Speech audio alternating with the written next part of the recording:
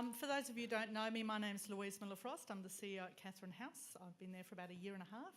I was in the sector about 10 years ago, working for SA Health and running Street to Home. So I'm really enjoying getting back and actually being able to provide more on-the-ground services. I was really excited to be asked to MC this particular session, which is called A View from the Frontline, sharing current trends and innovative practices to help those experiencing or at risk of homelessness in South Australia. I come to these sorts of things to find new ideas, so I'm really hoping, no pressure panel, that you've come up with some good ideas for us. So I'd like to start by introducing our speakers. I'll introduce them one at a time, then I'll invite them to give a brief presentation. So our first speaker is Kirsten Sandstrom. Kirsten is the Senior Manager at SYC in the HYPA division. HYPA, for those of you who don't know, is a division of SYC, a not-for-profit organisation centred on the employment, training and youth services. Kirsten is responsible for HYPA's housing and homelessness services, which range from crisis response, Trace a Place, to independent housing, HYPA Housing. Kirsten is also involved in a range of strategic homelessness networks and projects, including the Adelaide Zero project. A strong advocate for young people, Kirsten is an authentic and thought-provoking leader, committed to ensuring that support services and housing responses are tailored to the needs and personal aspirations of young people. Since joining SYC in 2005, Kirsten has worked across a number of areas in HYPA, predominantly in the development and management of HYPA's growing portfolio in the area of youth justice and homelessness. And prior to SYC, Kirsten worked as a criminal defence lawyer in the public and private sectors. So, Kirsten, I invite you to speak. I think there's a... Whichever you would prefer. Morning sunrise. Okay, I'll be more casual if I sit here. So thank you. I feel lucky to speak. Views from the front line. I wish in the audience that none of you were here because I feel like you might know it all, and I really wish that we're housing providers, business people, community people that really need to come on this to understand what the view from the front line is, because if you actually knew it, felt it, smelt it, loved it, had empathy for it, we wouldn't need a conference such as this. So I'm at SYC in the HYPA division.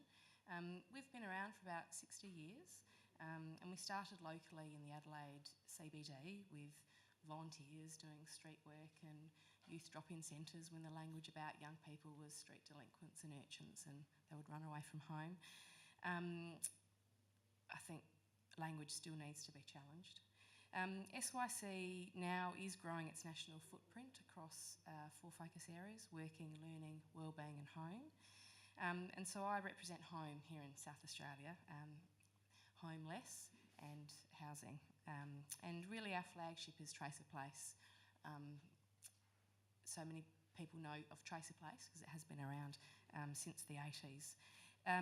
Trace a Place, or TAP itself, isn't funded. It's the shop front from which we base some funded services. So you also might know of Youth Gateway and... Yes? I'll make the announcement. We're going through the other rooms right now. So at this point of time, everyone is enjoying our presentation. I should have said, and hello to you all. Sorry, Kes. So what do you want me to do? Just keep going. Quietly. Shout. So is this one on as well? No, this one. Oh, that's all right. That one's okay? You can talk here if you Tell want. me if I'm... No? Can't talk Don't they that want one. to hear my bend? Oh, that's gold. Right. I've got the ego to cope with that.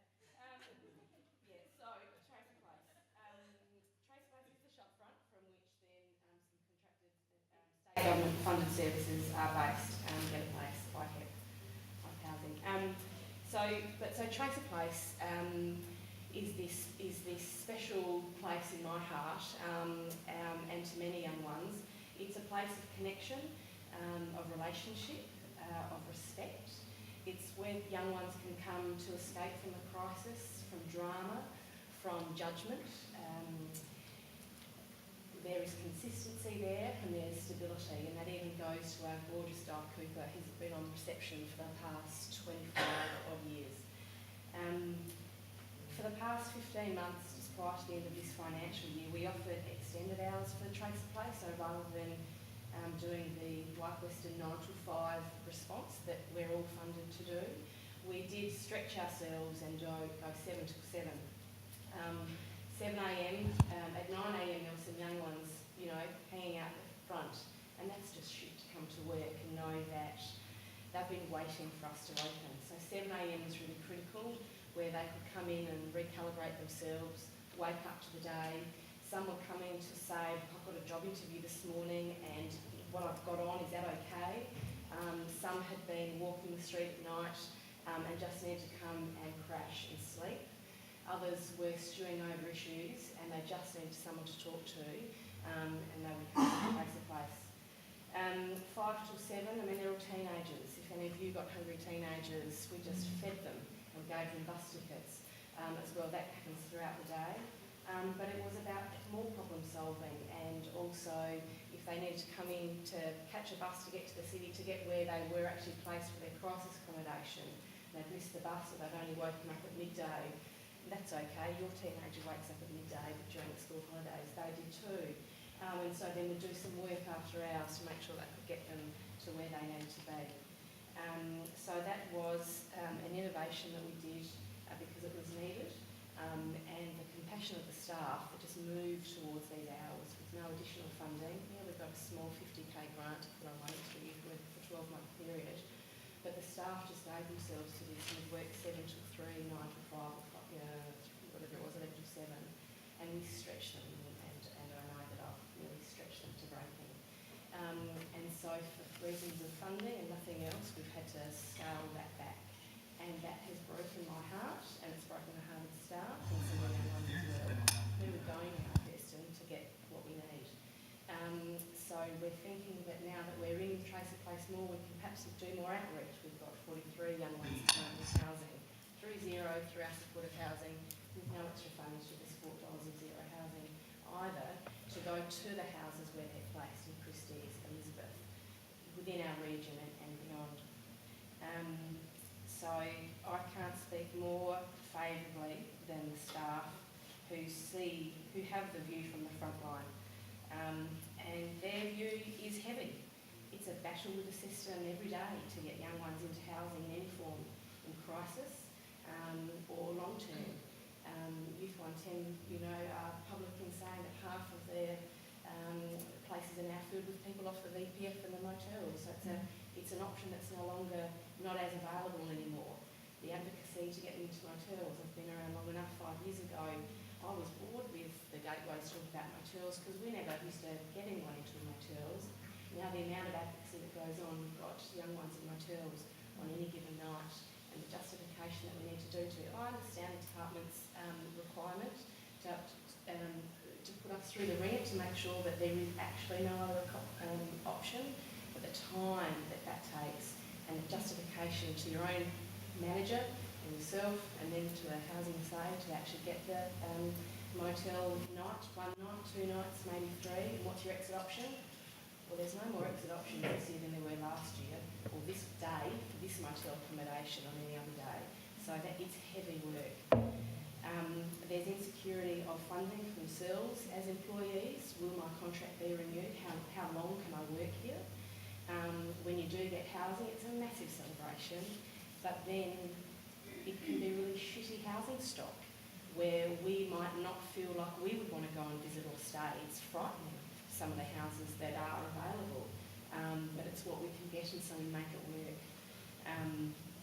So when we can get a person into housing, the current funding model really means, if you do the maths of it, it's about 1 or 2 hours a week, which really equates only to about 2 hours over a year to do some decent one-to-one time.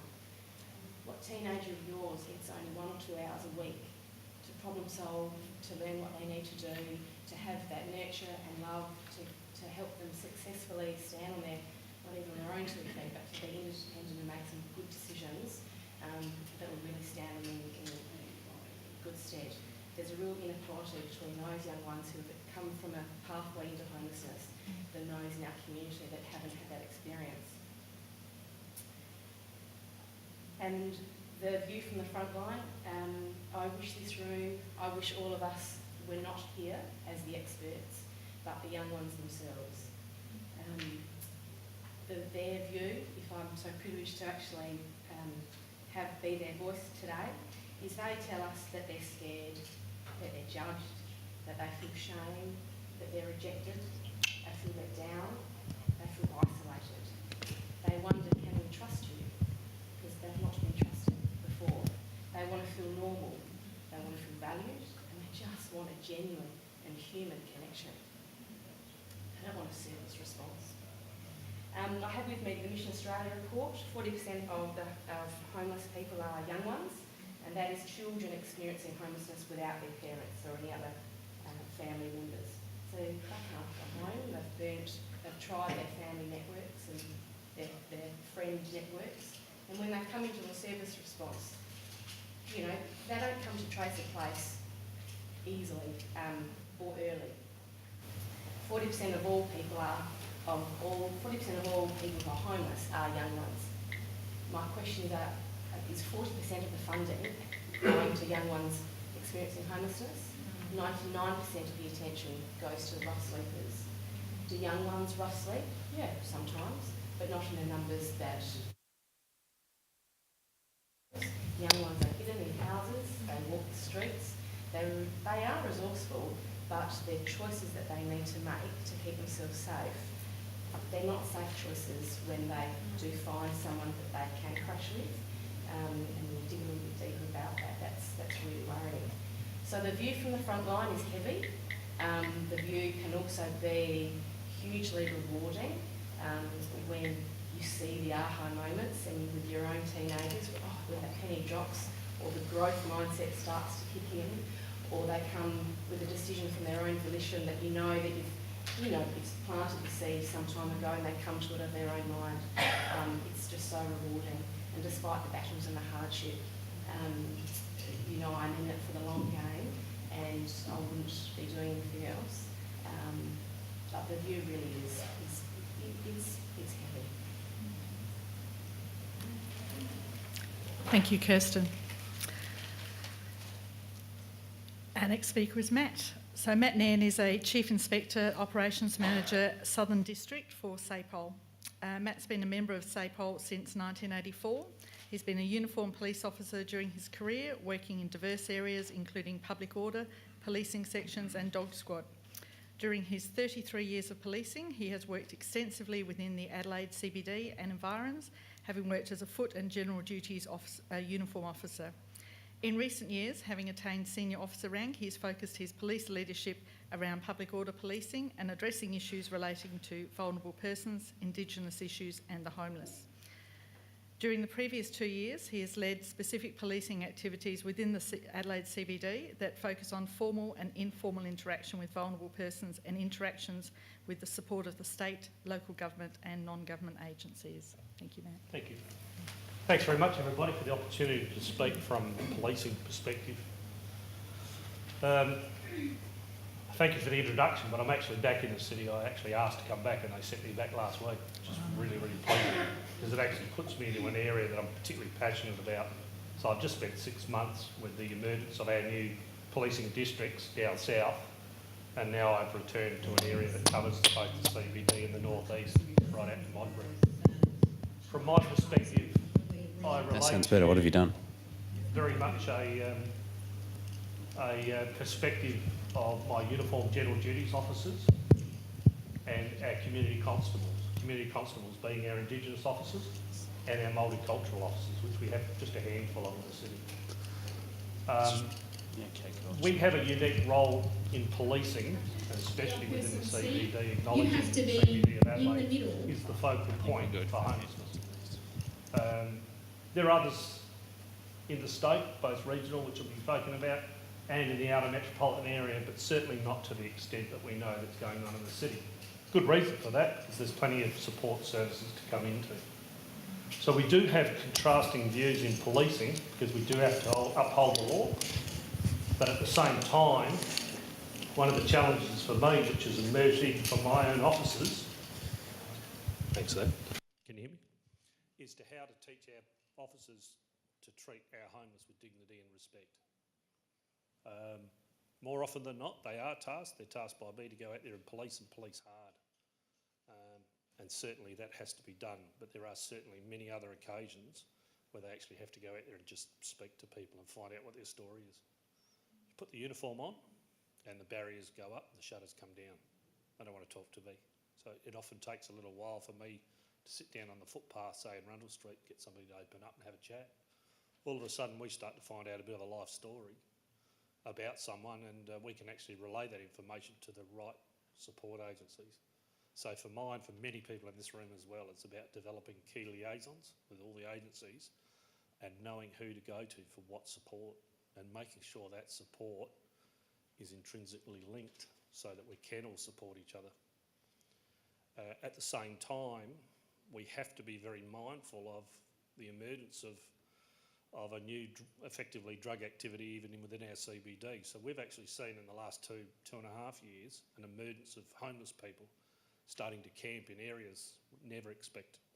So they're under bright lights, they're in high pedestrian areas, and you sometimes trip over them. And I'm talking the likes of Rundle Street, Rundle Mall. Part of the reason for that is they're actually hiding from their own. They actually want to get away from those that are using methamphetamine because of the violence associated with that drug. So therein lies the next challenge. How do you keep traders happy, businesses happy? And you can guess that they all come to police and complain. Deal with the homeless, support the agencies, but get these people off the street. I can say with great pride we actually have succeeded with quite a number by simply engaging them daily, day in, day out, and actually talking to them in a human manner. And believe it or not, sometimes some of these people tell us about what's going on in our own city in regard to crime. So we actually get a win. There's a win for us. Then we can actually delve into those that are actually prying on these poor, vulnerable people, and that is the dealers, which, believe it or not, they do exist, and they exist right in our face in the street, in the main streets of Adelaide. So these are challenges we have from a policing perspective, but for mine it's keeping the balance. It's for how to work with all the agencies, remembering at the end of the day, from our perspective, we're dealing with people. And the truth is, sometimes we have to lock those people up. But what we are forever looking for in the ideas coming out of the likes of forums like this is to say, well, okay, if we have put them before the courts, what's a decent outcome? Is there an ability or an option within the court process to actually get some diversion, to get them into treatment programs, to divert them away? And these are the challenges I think we all have. We'll continue as soon as we put the uniform on to do the job we're tasked to do, that's to police. But certainly the one thing we do is we're not 9 to 5ers. So we're 24 hours a day out there in the field, and we can make the connection with an awful lot of people that others don't get to see. And that's a real benefit to us, because then we can actually connect them to the right agencies with the right information where they don't know they actually exist overnight. And that's something we can actually use very, very importantly. Like a lot of agencies, we've leaned on a lot of people and asked for extra hours out of the other agencies.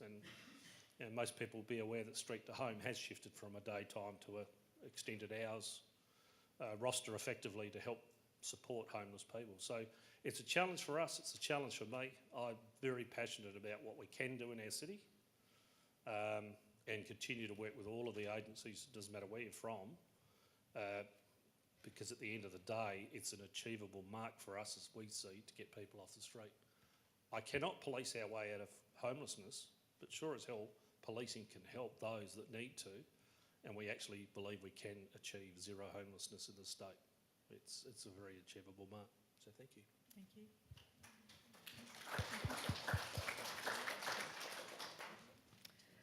Next, I'd like to call on Nikki Moring. Nikki is a case manager with Eastern Aboriginal and Specific Homelessness Baptist Care.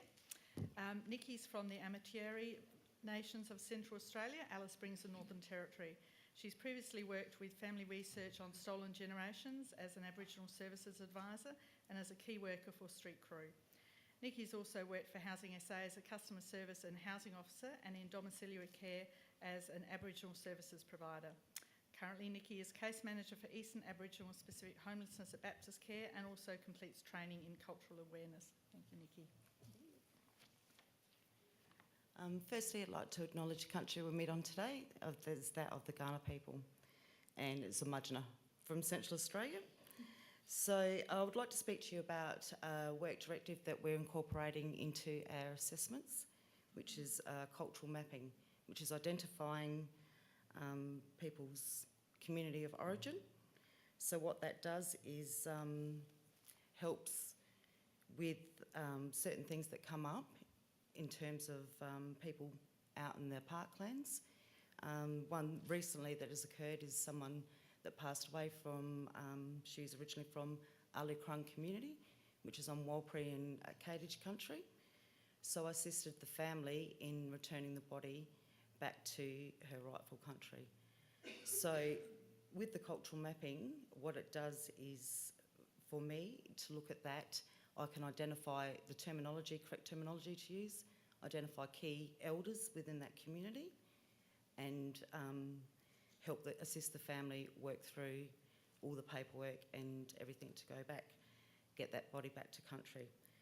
So the Warlpiri people and Kadich people that are out in the communities, in our community, are in parklands 19, 17, in the southern parklands near Hutt Street.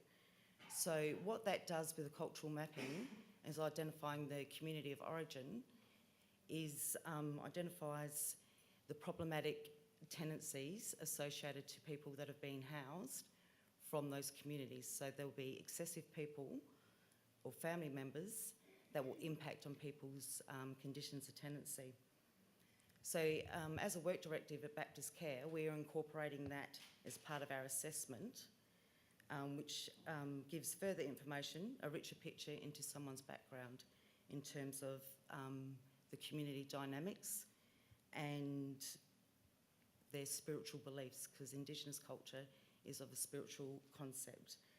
So I'd just like to briefly speak about how that worked and the dynamics of that working whilst I was working out in Street Crew.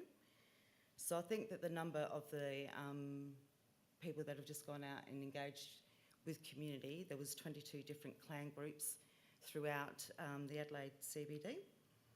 And so with that, I suppose with the cultural mapping, it's easy to make connections with people back on the communities, strengthen partnerships, and get a picture about what is going on. So when we're talking about people from communities like the APY lands that have landed in Adelaide, we're aware that there is a lot of a lot of DV incidences that have occurred out on the lands, and that part of the bail conditions are that they're not allowed to be on the community. So what we're trying to do is work through a lens of, I suppose, a cultural intervention and work in partnership with those communities. So I will touch on the returning of the deceased body back to the Ali Krung community and the protocols associated to the return of that body. So in culture of those regions of the Central Australia, the use of a deceased person's name is a big no-no. You're not allowed to use it. We use the word kumunjay instead of the person's name. That is a sign of respect.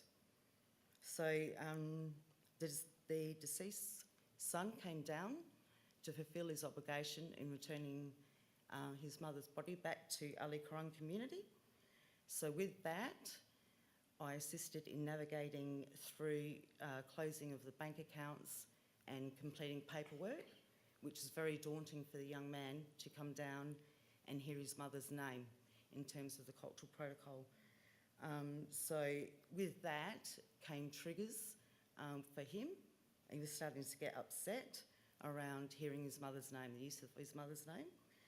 What it enabled me to do was identify the key elder within that community and have an open communication with that key elder so that it lessens the anxiety for the people back on the community around coordinating the ceremony of her funeral.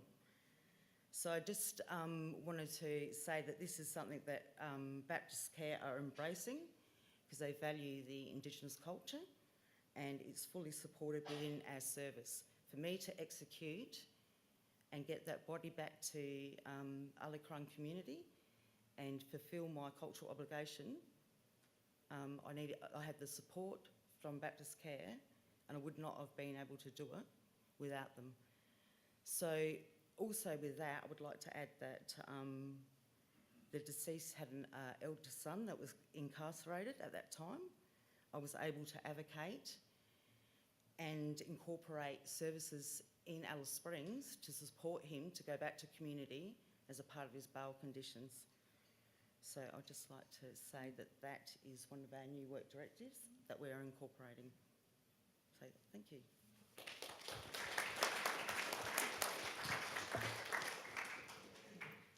Thank you, Nikki.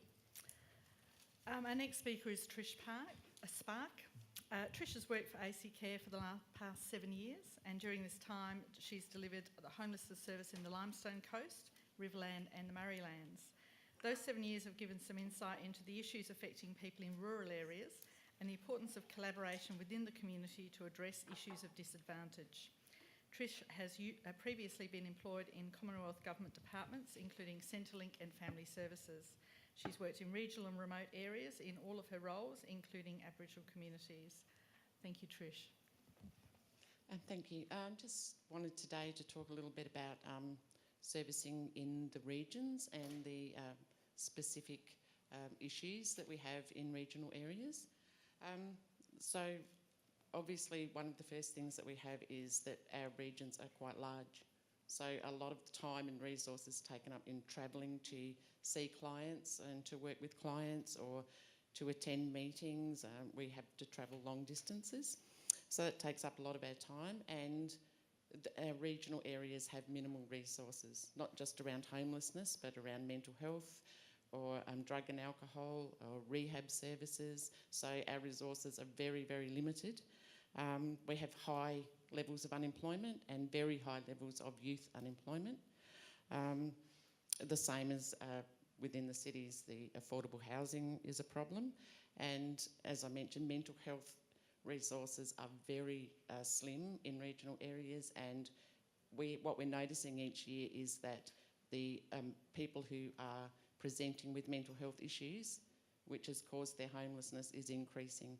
So we're finding that really difficult to work to assist people then to sustain housing if we can't get mental health support in a timely manner.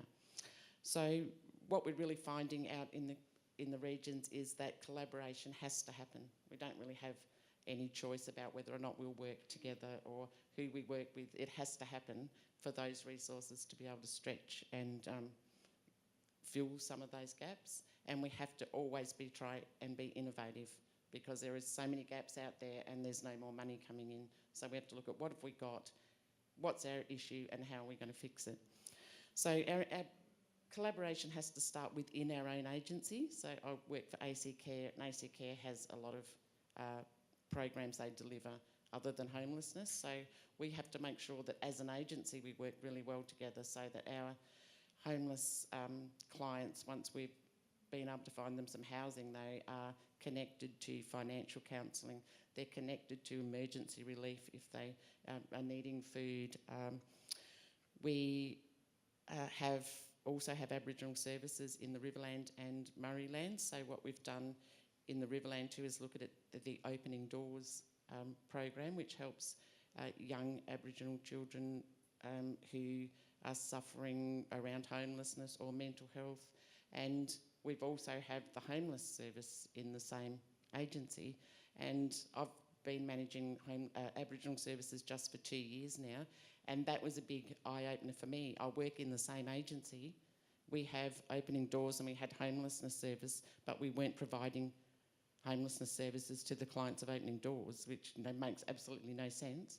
So when you start looking at collaboration within communities, you can see why that is difficult, because we weren't even doing that within our own agency. So, you know, we now do a lot more of that. We have part of our homelessness service and our transitional housing is for the clients of Opening Doors to ensure that when those clients need help, it's there and it's available, and has meant that there's been a lot better outcomes for those clients. Then we need to look at across agency. Like we've got a lot of problems around youth homelessness in the regions.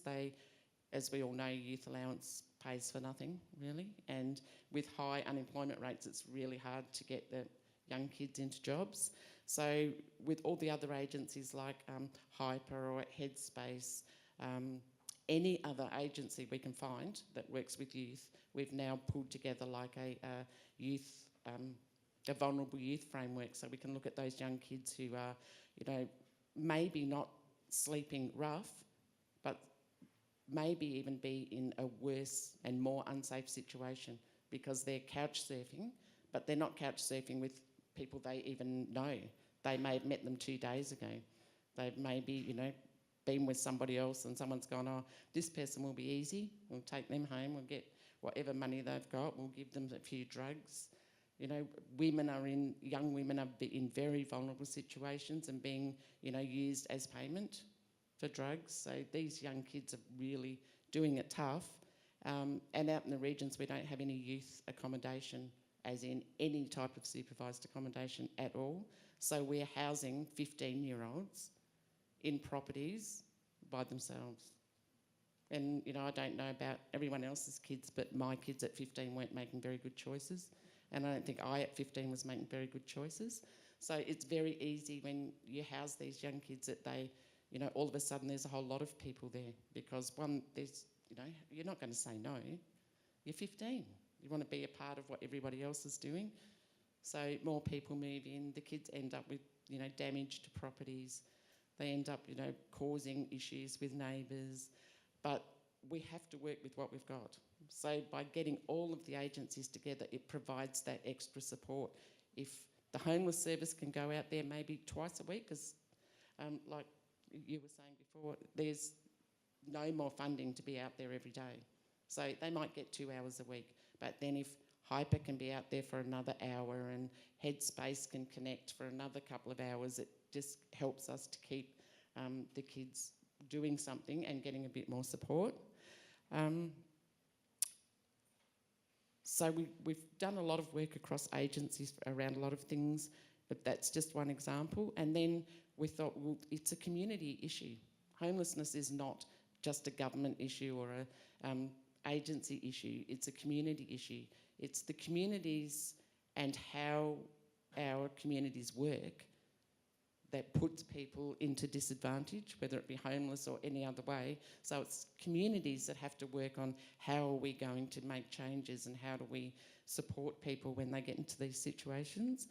So we started off with a small program that looked at just educating people, like if we get you into housing or if you get an opportunity for private rental, do you know what that means?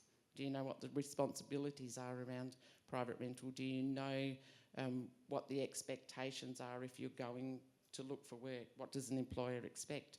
Does anyone know if they haven't had any role models or there's been 3 generations of no work? People don't even know, you know, can't actually go to work from 9 till 5 every day the first time they get a job. But it's about slowly getting people to understand what work means, you know, how to actually deal with being at work, what do you do when something goes wrong.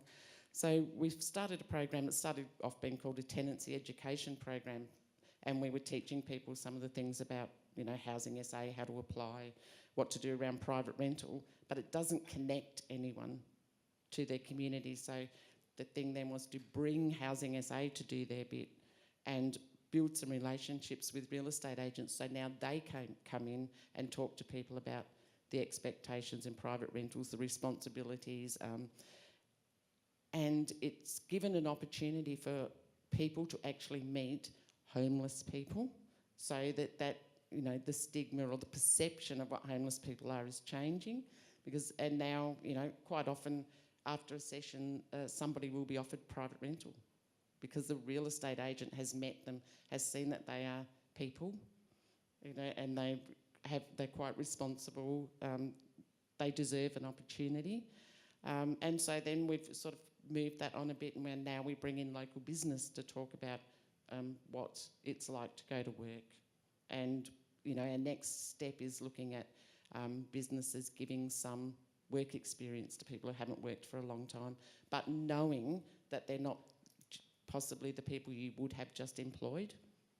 It's about taking that time to spend with people, and so they understand what work is about.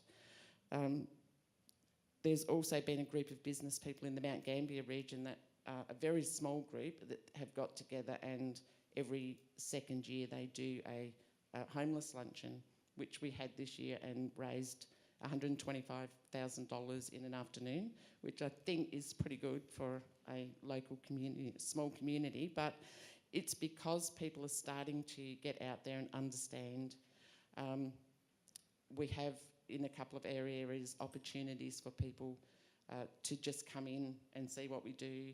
Our people who've been through our homeless service or our financial counselling, if you're in Mount Gambier, we have a community centre, so they now come back in and they help us with, food bank. They help us with setting up different properties or, doing washing, a whole lot of things, but it gives them more contact. So they come back in and learn and feel that they are worthwhile and encouraged. And then, a couple of them now have even taken the step of getting their police check and becoming an actual volunteer. So it just gives them some contact and somewhere they can go. People can just come in and eat and drink and whatever they want, well, coffee, just have a lot more contact than they did before. And our TED program we've now extended out into prisons as well, because it started with the Mount Gambier prison is, continually been expanding. And so we've been looking at, what are we going to do? We can't cope with people who sometimes are released and come to us at 5 o'clock and with nowhere to go. We need to do some early intervention. So we now go out to the prison both in Mount Gambier and Murray Bridge and Mobilong and run our TED program out there, talk about what they're going to need to do to be able to get housing when they're released. We talk about, do some money-minded stuff. Some people have been in prison for a while and don't actually know, how small an amount they're going to have when they get out with New Start and what they're going to have to be able to do with that. So we go through a whole lot of those things. We also work with the Mount Gambier prison. A lot of those prisoners are from outside of Mount Gambier. So we work with them to put them up overnight, get on the bus the next day and they head back to where they're going, so that they are able to get back home and they're not left stranded or they didn't go and catch the bus because they went to the pub instead. They've got, somewhere we sort them out with a meal, we take them to the unit that we have, they stay there overnight and they're on the bus, which has worked out really well for us. And our staff also go out into the prisons to do our intake and assessment prior to people being released, so that we know ahead of time what they're going to need, where they're going to be going and what type of housing they'll need. And hopefully that helps them to stay out of prison, because if you're out and nowhere to go, chances are you're going back in. And also in the Riverland, we've been looking at the vulnerable persons, the rough sleepers, which is a bit like the Zero project here that's now moved into the Riverland. And one of those big issues there was around health. So we were able to collaborate with River Docs there, who offered a whole day of health assessments for people who were homeless. And they got, like blood tests, they had chest x-rays and general health checks. And then anything that then was need to be referred or any medication they needed was given to them. And then referrals were made. And those referrals were also discussed with their caseworkers so that we knew what follow-up needed to happen. And, one of the people that went to that day was actually really ill. So it worked out really well for him that he was then able to get the follow-up that he needed. So I think it's just all of these types of collaboration. If we didn't do this in the regions, then we wouldn't be able to achieve anything. We have to be able to work together and all the time looking at the gaps and then seeing what partnerships we need to ensure that we can cover those gaps.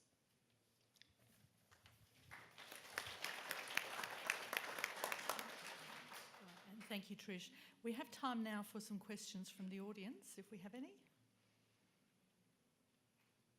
Don't be shy. No? Okay. Oh, yes. Thank you.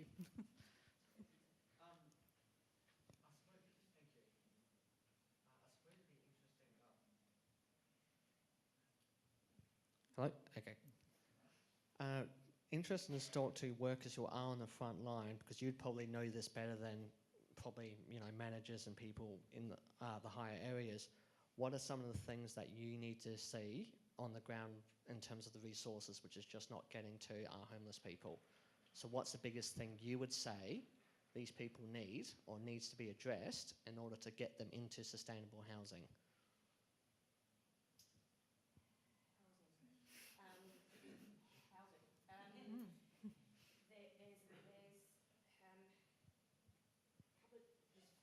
Different cohorts. There's some that just need the light touch. If there was housing, we could move them in fast. When you become in the homelessness system, you can get stuck. And so, if we are to apply a housing first approach in South Australia, I do suggest that first we needed the housing. We also need the support that comes with the housing, and that looks different for different people. So you need to understand the pathway into homelessness to be really effective and the pathway out. I could bleat here about needing more funding. I think there's some really great initiatives that could create some more housing models, but I really worry about the value of the investment in this for the support dollars that needs to go to particular people in particular houses in particular regions.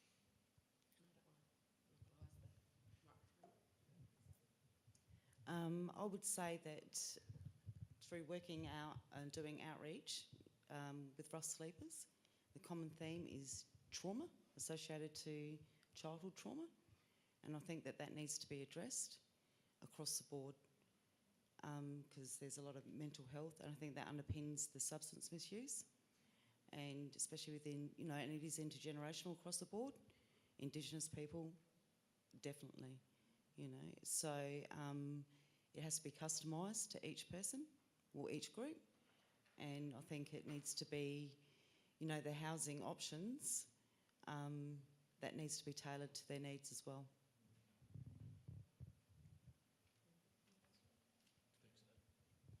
To put it simple for us is housing is the first option, but it must be supported.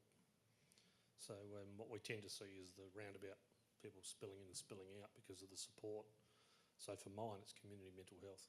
So it's the biggest shortcoming we've got across the board, the ability to engage people on the street with mental health issues, not dragging them in and out of the hospitals, actually engaging them on the street and keeping them housed. Some of the people don't even know they've got a house. That's how bad it can be at times with their mental health state. So for us, it has to be integrated with all the support underpinning the housing. Yeah, I agree with Matt. We can put people into housing, and we say housing first because we're going to put all these wonderful supports around. But if those supports aren't there, then those people are not going to last in that housing. And I think in the regions we find that mental health support is the most difficult to get, and to get quick enough. If you can't get mental health supports in place for someone within the first couple of weeks of being in that housing, then it's too late. They will not be able to sustain. They will have, caused some sort of issue with the neighbours, or they will have forgotten they had the house, or they will not have remembered how they were meant to pay the rent, or, so if that support needs to be there and straight away, so that their mental health really is helped to be under control, because if it's not, that sustainability is, and then people will self-medicate with drugs and alcohol, and so then you have, just more issues. But I think, in the regions, mental health is a huge issue and also the reasons for the mental health quite often is the trauma and that's happened to people. And so I think instead of just focusing on the crisis end too, we need to be looking at what's happening in our communities early on to people so that they're being so traumatised and they're, ending up with mental health problems, young kids ending up not being able to be at home at 14 and 15. What's happening? So, and I think we're still a long way from getting to people early and that early intervention so we don't continue to have rough sleepers and homeless people. We can stop as many fix as much rough sleeping, but if we're not putting any focus on early intervention, then they will just keep coming through and we'll just keep working at the crisis end.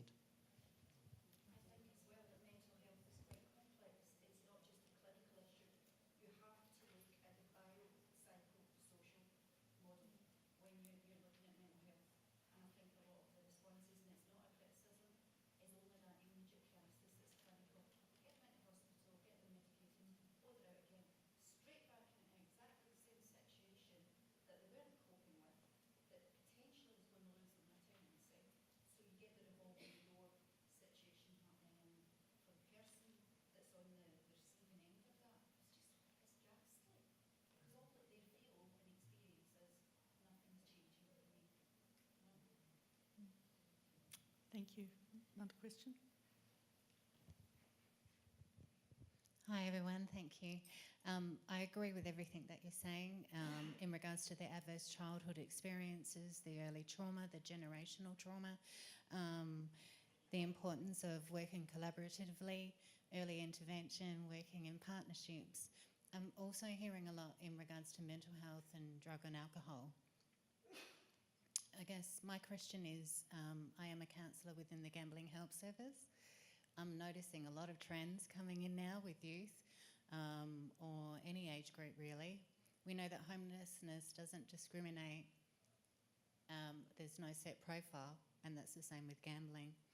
So I guess in regards to understanding their pathway into your service, do you guys screen for gambling?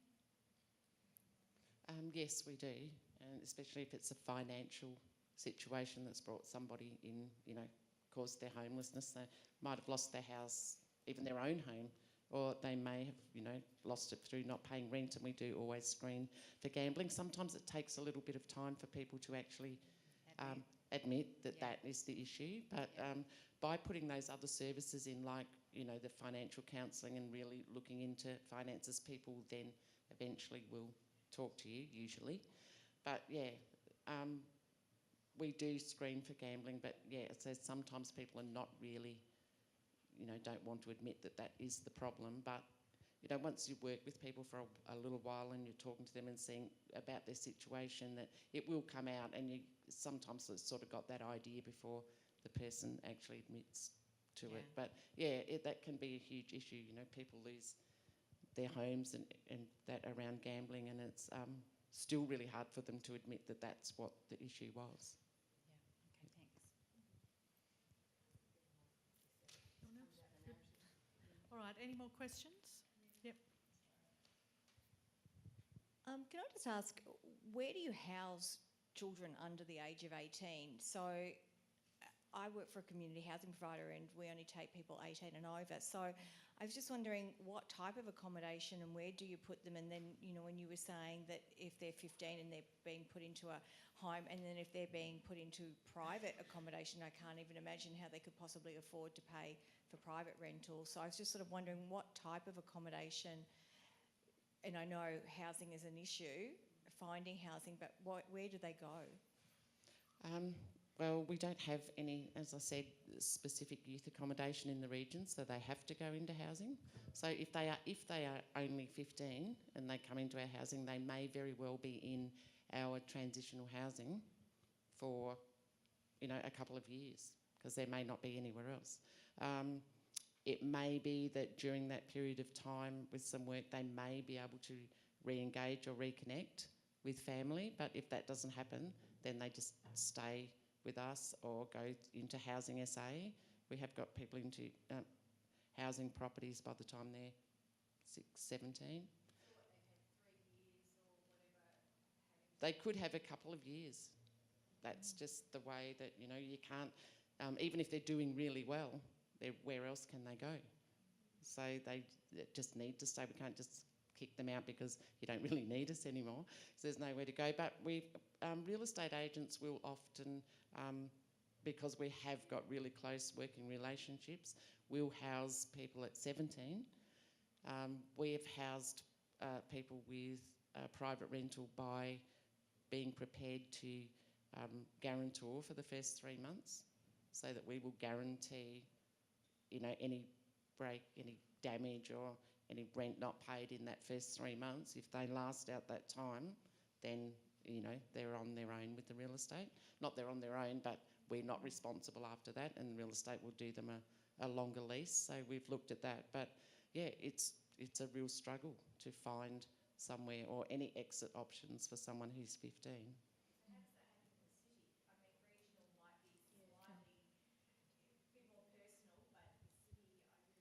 Yeah, so we push back to child protection. Then they ring the youth gateway and say, have you got any vacancies tonight? And we say, no, adolescent at risk. So there's some few youth shelters, and Stuart, just sit next to you, manages one of them, so 15 to 17-year-olds. There are some youth refuges. Oh, Stuart here, the tall fellow next to you. I can't remember the name of his service, right? But there are how many in the city? 7, 6, thank you, youth refuges, if that's the word, 15 to 17-year-olds. And then right in the heart of the city, there's one for 17 to 21-year-olds, Youth 110. So there's some crisis accommodation options. So, friends in the country areas don't have that. Sometimes there is a motel option.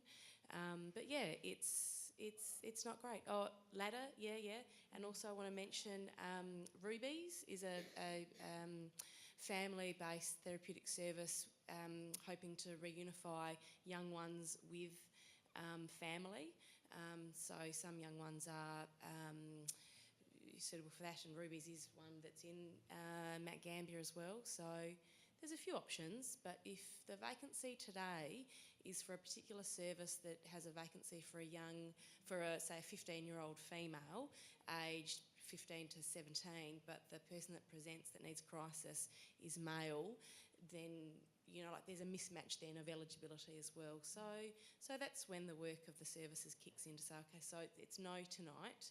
What are some other options that we might be able to work through with you? Are there family connections, some friends you might couch surf, young ones jump on Facebook and see who they can find? It's just, and then you kind of work through all of that stuff. But it's gruelling, and you do that day in, day out. And come back tomorrow and we'll see if there's a vacancy.